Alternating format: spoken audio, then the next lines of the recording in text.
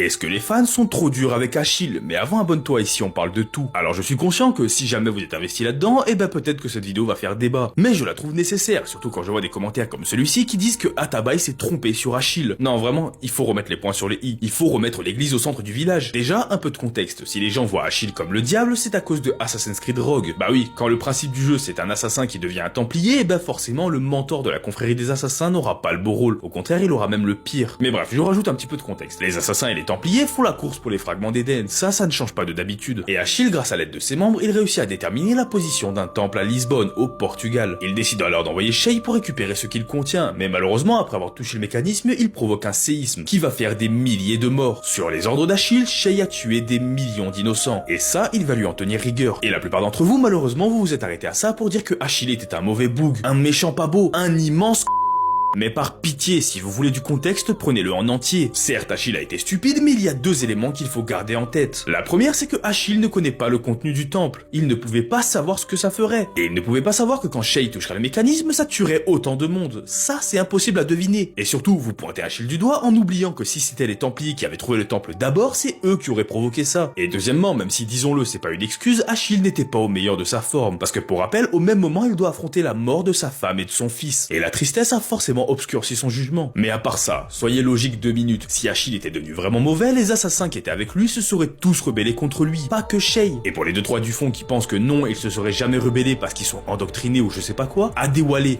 du point de vue du lore et du point de vue d'Achille, on pourrait le dire, c'est son grand frère. Les deux ont partagé le même maître et Adéwalé était là avant Achille. Je vous assure que si Achille était vraiment le méchant de l'histoire, eh ben Adéwalé serait venu le remettre à sa place lui-même. Au fond, à ce moment-là, la seule connerie qu'a commise Achille, ça a été de ne pas croire en son élève et de ne pas croire au danger des temps. Mais par pitié, il a payé. Entre la mort de sa femme, la mort de son fils, la mort de tous ses amis, la destruction de sa confrérie, un handicap à vie à cause d'une balle dans la jambe et des années de solitude à se demander qu'est-ce qu'il aurait pu faire différemment, je pense que le vieux a assez souffert. Pitié, pardonnez à Achille. Dis-moi ce que t'en penses en commentaire.